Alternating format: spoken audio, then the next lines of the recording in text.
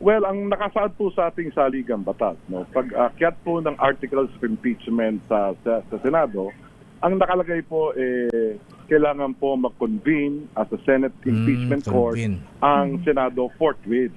Ngayon po, lately, meron pong lumabas na ruling ang Korte Suprema na nagde-define ng word na salitang forthwith. Yan ba'y agad-agad o yan ba'y hindi agad-agad or within a reasonable time. So based dun po sa mga news report na aking nabasa, ang interpretasyon daw po ng Supreme Court doon, yung forthwith po ay hindi agad-agad. No?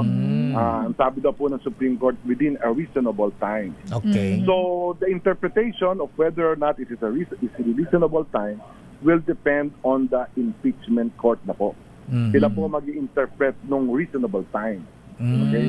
Kasi wala akong sinabi, very general po ang sinabi ng ating Korte Suprema na ang forthwith means reasonable time at hindi agad-agad. Now, former Senate President Vicente Soto said na kung siya ang Senate President, para sa kanya ang forthwith agad-agad. So the next day, pagka-receive ng articles of impeachment sa Senado, magko-convene po siya kagad ng Senate Impeachment Court, no? We just don't know if under the new Senate President, Alan Cayetano, kung ganun din po ang kanyang magiging interpretasyon o ang kanyang magiging aksyon.